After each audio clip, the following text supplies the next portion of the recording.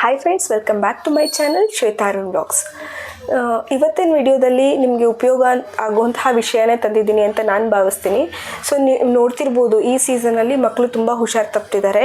ಯಾವ ಹಾಸ್ಪಿಟಲ್ನಲ್ಲಿ ನೋಡಿದ್ರೂ ಮಕ್ಕಳು ಆಲ್ಮೋಸ್ಟ್ ಕೆಮ್ಮು, ಕಫ, ಜ್ವರ, ಹೀಗೆ ನೆಗಡಿ, ಹೀಗೆ ಆಲ್ಮೋಸ್ಟ್ ನಾವು ನೋಡ್ತಾನೆ ಇರ್ತೀವಿ. ಸೊ ಈ ಸೀಸನಲ್ಲಿ ನನ್ನ ಮಗ ಹುಷಾರು ತಪ್ಪ. ಸೊ ನಾನು ಅಂದ್ಕೊಂಡೆ ಹೋಮ್ ರೆಮಿಡೀಸ್ ವರ್ಕ್ ಆಗುತ್ತೆ ಅಂತ. ಯೂಶ್ವಲಿ ನಾನು ಅವ್ನು ಸ್ವಲ್ಪ ಹುಷಾರು ತಪ್ಪಿದ್ರೆ, ಕೆಮ್ಮು, ನೆಗಡಿ ಇವೆಲ್ಲ ಬಂತಂದರೆ ಹೋಮ್ ರೆಮಿಡೀಸೇ ಪ್ರಿಫರ್ ಮಾಡ್ತೀನಿ. ಸೊ ಈ ಸರಿನೂ ಅದೇ ರೀತಿ ಪ್ರಿಫರ್ ಮಾಡೋಣ ಅಂತ ಹೇಳಿನೇ ಹೋಮ್ ರೆಮಿಡೀಸ್ ಅಂದರೆ ಮನೆ ಮದ್ದನ್ನ ನಾನು ಸ್ಟಾರ್ಟ್ ಮಾಡಿದೆ. 2 days ವೆಯ್ಟ್ ಮಾಡ್ತೀನಿ ಎಲ್ಲ ಸರಿನೂ. ಸೊ ಈ ಸರಿನೂ ಕೂಡ ನಾನು 2 days ವೆಯ್ಟ್ ಮಾಡಿದೆ.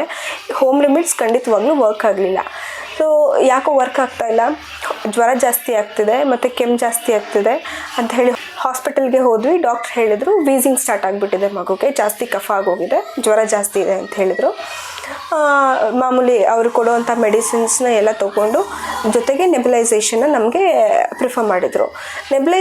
ನೆಬುಲೈಸೇಷನ್ ಸ್ಟಾರ್ಟ್ ಮಾಡಿದ್ಮೇಲೆ ಸೀನ್ ಜಾಸ್ತಿ ಆಗೋಯಿತು, ಮೂಗಲ್ಲಿ ಸುರಿಯೋದಕ್ಕೆ ಜಾಸ್ತಿ ಆಯಿತು. ಅವನಿಗೆ ರಾತ್ರಿ ಎಲ್ಲ ಸ್ವಲ್ಪ ಮಲಗೋದಕ್ಕೂ ಕೂಡ ಹಿಂಸೆ ಆಗ್ತಿತ್ತು, ಮೂಗಲ್ಲಿ ಸುರಿತಿತ್ತು, ಮೂಗು ಬ್ಲಾಕ್ ಆಗ್ತಿತ್ತು. ಎಷ್ಟೇ ನಾವು ಕೇರಿಂದ ನೋಡಿಕೊಂಡ್ರು ಕೆಲವೊಂದು ಸರಿ ಈ ಥರ ಎಲ್ಲ ಆಗೋದು ಕಾಮನ್ನು. ಸೊ ನೆಕ್ಸ್ಟು ಯಾಕೋ ಮತ್ತೆ ಅವನ ಜ್ವರ ಸರಿ ಹೋಗಲಿಲ್ಲ, ಕೆಮ್ಮು ಸರಿ ಹೋಗಲಿಲ್ಲ ಅಂತ ಹೇಳಿ ಮತ್ತೆ ಡಾಕ್ಟ್ರ್ ಕನ್ಸಲ್ಟ್ ಮಾಡಿದ್ರಿ. ಆಫ್ಟರ್ 3 days ಹೋದ್ಮೇಲೆ ಡಾಕ್ಟ್ರು ಸ್ವಲ್ಪ ನೆಬುಲೈಸೇಷನ್ ಡೋಸೇಜ್ನ ಜಾಸ್ತಿ ಮಾಡಿದರು. ಜೊತೆಗೆ 101 degree ಫೀವರ್ ಇತ್ತು.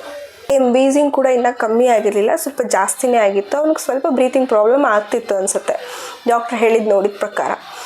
ನೆಕ್ಸ್ಟ್ ನಾವೇನು ಮಾಡಿದ್ವಿ, ಡಾಕ್ಟ್ರ್ ಏನಂದರು ಬ್ಲಡ್ ಟೆಸ್ಟು ಮತ್ತು ಚೆಸ್ಟ್ ಎಕ್ಸ್ರೇ ಪ್ರಿಫರ್ ಮಾಡಿದ್ರು.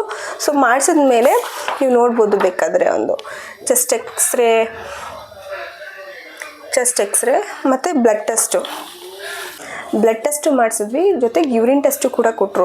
ಸೊ ಬ್ಲಡ್ ಟೆಸ್ಟಲ್ಲಿ ಎಲ್ಲ ನಾರ್ಮಲ್ ಆಗಿತ್ತು, ಯಾವುದೇ ಬ್ಲಡ್ಡಲ್ಲಿ ಇನ್ಫೆಕ್ಷನ್ ಇರಲಿಲ್ಲ, ಟೈಫಾಯ್ಡ್ ಈ ಥರ ಯಾವುದೂ ಇರಲಿಲ್ಲ. ಯೂರಿನ್ ಟೆಸ್ಟ್ ಮಾಡಿಸಿದ್ಮೇಲೆ ಯೂರಿನ್ ಟೆಸ್ಟಲ್ಲಿ ಏನು ರಿಸಲ್ಟ್ ಬಂತು ಅಂದರೆ ಫುಲ್ ಅವನಿಗೆ ಯೂರಿನ್ ಇನ್ಫೆಕ್ಷನ್ ಜಾಸ್ತಿ ಆಗಿಬಿಟ್ಟಿದೆ, ಜೊತೆಗೆ ಕಫ ಇದೆ. ಸೊ ಅದಕ್ಕೆ ಅವನಿಗೆ ಫೀವರ್ ರೆಡ್ಯೂಸ್ ಆಗ್ತಾ ಇರಲಿಲ್ಲ. ಯೂರಿನ್ ಇನ್ಫೆಕ್ಷನ್ ಆಲ್ಮೋಸ್ಟ್ ಅವನಿಗೆ 10 to 12 ಪರ್ಸೆಲ್ಸ್ ಇತ್ತು ಅದರಲ್ಲೇ.